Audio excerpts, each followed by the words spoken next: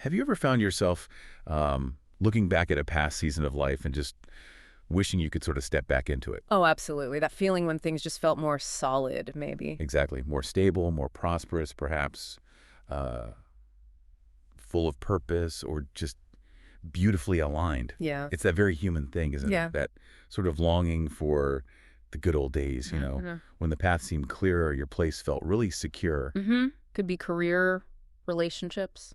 Right, or just that sense of divine blessing. Well, today on the Deep Dive, we're kind of doing that reflection, but going way beyond just personal memory. We're actually taking a journey back, diving into one of the most profound ancient texts, Yeah. an excerpt from the book of Job. Job, wow. Yeah, and here, this man, Job, is reflecting on a time of just immense glory and favor. But it's not just history or like a sad story. No, not at all. It's incredibly rich. It is. It's this vivid picture of human nature, leadership, and a really deep relationship with something much greater than ourselves. So our mission today is to unpack Job's powerful memories, really distill the wisdom there about true honor, what real leadership looks like, and the role of spiritual connection. And how it connects to us now. Exactly. And then explore how these timeless truths can, well, deeply resonate with our modern lives, maybe encourage our own obedience and strengthen our faith in God today. So let's get into it. Job starts with this really poignant wish, wanting to go back to months past, to the days when God preserved me. That language is so evocative. It is. He paints this picture when his candle shined upon my head, and by his light I walked through darkness. It feels like more than just poetry, right? Oh, definitely. It signals this profound sense of divine favor, clear guidance, protection. Yeah. What do we take from that initial description? Well, what's really fascinating, I think, is how deeply Job connects his outward prosperity, his influence, to an inner spiritual reality. He calls it a time when the secret of God was upon my tabernacle. The secret of God. What does that imply? It suggests this deep intimacy, this privileged access to God's wisdom or presence. And tabernacle here isn't just a tent, it's like his inner self, his spirit. Ah, okay. He also says, when the Almighty was yet with me. So this wasn't just a lucky streak. It was a time where he felt God's presence tangibly. Right, a real companionship. Exactly. Guiding him, lighting his way, even through, as he says, darkness, life's difficulties. And with that spiritual closeness came these incredible blessings. The imagery is amazing. I washed my steps with butter. The rock poured me out rivers of oil. Which sounds messy, but it means abundant. Exactly. Unimaginable abundance. Like Yeah. even the ground felt rich. Even barren places yielded precious things like oil. It's this picture of complete overflowing provision. And even the comfort of his children being about me. It's all part of this holistic picture. Spiritual connection leading to blessing in every area. That's a powerful link right there. It really is. It tells us that true, comprehensive blessing often starts with that right relationship with God. Prioritizing that, well, that strengthens faith right from the get-go. And it wasn't just personal, was it? This favor seemed to ripple outwards into his community standing. Hugely, yeah. He recalls, young men saw me and hid themselves, and the aged arose and stood up. I mean, think about that level of respect. Instantaneous, Oh. almost instinctive. Young guys going quiet, elders showing deference. It's incredible. And it went even higher, didn't it, to the leaders? Oh, yes. He says, princes refrained talking and laid their hand on their mouth. Wow. And nobles held their peace, their tongue cleaved to the roof of their mouth when he spoke. So this isn't just being polite. This is awe, reverence. Absolutely. His words carried extraordinary weight. Everyone from the street to the palace went silent to listen. It speaks volumes about his influence. So what was the basis of that influence? It wasn't just his wealth, clearly. No, it was much deeper. It was his moral authority. And the text tells us exactly why. When the ear heard me, then it blessed me. And when the eye saw me, it gave witness to me. Gave witness to what? To his actions. His unwavering commitment to justice, his active, tireless compassion. He wasn't just writing checks, he was involved. How so? He delivered the poor that cried and the fatherless and him that had none to help him. He actively sought out the vulnerable. He caused the widow's heart to sing for joy. Not just relief, but actual joy for those who were grieving and isolated. That's beautiful. And he didn't just do righteous things. He embodied righteousness. He says, I put on righteousness and it clothed me. My judgment was as a robe and a diadem. Like royal garments. Exactly. Justice was his identity, as visible and defining as a king's crown. He said, I was eyes to the blind and feet was I to the lame. A true guardian. And he was proactive. I was a father to the poor, and the cause which I knew not I searched out. He dug into unfamiliar cases to ensure justice prevailed. He didn't wait for problems to land on his desk. No, and he confronted evil directly. I break the jaws of the wicked and pluck the spoil out of their teeth. He stopped oppressors in their tracks. That's intense imagery. It is, and this deep commitment to justice and compassion, that was the foundation of his honor. And living like that, it powerfully encourages our own obedience to God's ways. It sounds like a man who felt incredibly secure, like he had it all figured out and it would last. He certainly felt that way at the time. He says, "Then I said, I shall die in my nest, and I shall multiply my days as the sand." That "die in my nest" phrase, it sounds so safe, so stable. Utmost security, protected, flourishing, peaceful completion. And multiply my days as the sand, expecting longevity, endless legacy. Right, like his roots were deep, his glory was fresh, and even that public influence we talked about, he expected it to continue. People waited for his counsel. Yeah, gave ear and waited. His speech dropped upon them, Yeah. like rain on dry land. A life-giving source. He chose out their way and sat chief, guiding them, comforting mourners.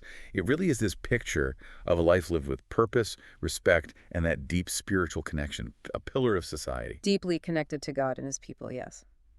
Okay, so Job's story is clearly powerful, incredible imagery, this striking picture of honor and influence.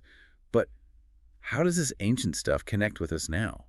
With our challenges, our lives, what's the takeaway?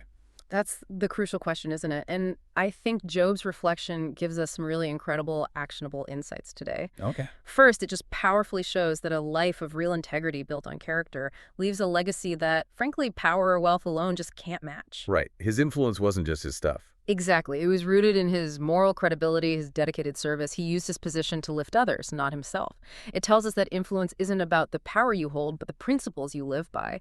And that kind of impact, well, that strengthens faith because it feels lasting. That makes sense. What else? Second, it hammers home that true honor comes from doing justice and showing real compassion, actively. Not just looking good. No. The respect he got wasn't from status or being popular. It came from defending the defenseless, upholding fairness, living righteously, even when it wasn't easy. That kind of honor has real weight, way more than social media likes. And knowing that should really encourage us towards obedience to those higher principles, because that's where genuine honor is found. Okay, so integrity and justice. What's the third? And this is maybe the most critical. Spiritual fellowship is the foundation of true favor and flourishing.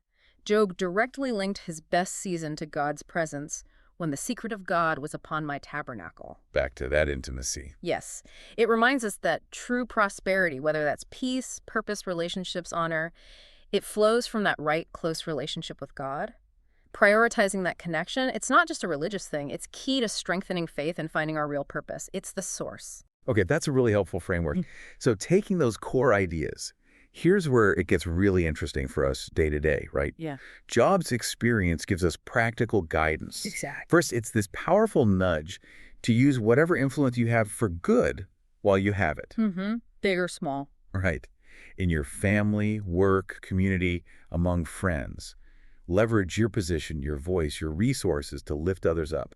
Not just when it's easy, but like as a way of life. Quiet faithfulness often has the biggest impact. Totally. And that's real obedience, isn't it? Showing faith through serving others. Second, build your reputation on justice and compassion, not just appearances. In this image-obsessed world, yeah. Seriously. Job reminds us that respect earned through compassion, truth, humility, that's what lasts. It's deeper than metrics or titles. What do you actually stand for? It grounds your faith in something real beyond public opinion. Obedience to what's truly good. Okay, third, it's natural to grieve loss, right? Past blessings, glory days. But Job's reflection is also kind of a warning. Yeah. Don't put your whole identity in those past roles or achievements. That's a tough one sometimes. It is. But your real worth is deeper than your resume or what you used to be. Knowing that strengthens faith because your identity is anchored in God, not changing circumstances. It's given, not earned. Yeah. Fourth, thinking about Job's deep hurt when he lost everything. It should make us more empathetic, shouldn't it? Absolutely. When people around us lose jobs, status, health, purpose, they might feel that same kind of deep lament. It's a call for us to be gentle, to listen without judgment, and not, assess their worth based on what they have now. That's obedience through compassion. Love your neighbor. Exactly.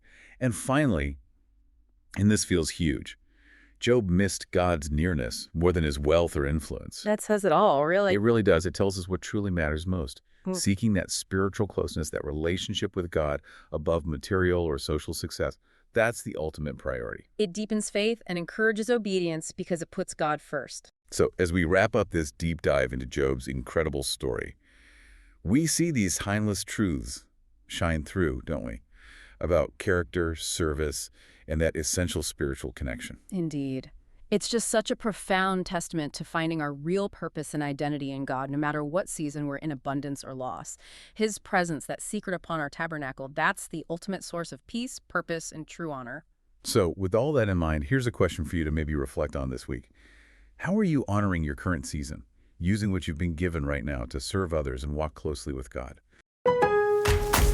Pro Savings Days are back at Lowe's. My Lowe's Pro Rewards members save even more with limited-time doorbuster deals. Save $5 on 24-count Contractor's Choice 42-gallon trash bags, now just $14.78. Plus, get your choice select DeWalt Elite Series saw blades for $9.98. Not a Pro Rewards member? Join for free today at Lowe's. Valid through 9/17. Selection varies by location. While supplies last. Loyalty program subject to terms and conditions. See Lowes.com/terms for details. Subject to change. Trying to lose weight? It's time to try Hers. At forhers.com/4u, you can access affordable, doctor-trusted weight loss treatments tailored just for you. These include oral medication kits or compounded GLP-1 injections. Through Hers, pricing for oral medication kits start at just $69 a month for a 10-month plan when paid in full up front. No hidden fees, no membership fees. You shouldn't have to go out of your way to feel like yourself. Hers brings expert care straight to you with 100% online access to personalized treatment plans that put your goals first. Reach your weight loss goals with help through Hers. Get started at forhers.com/4u to access affordable, doctor-trusted weight loss plans. That's forhers.com/4u, forhers.com/4u.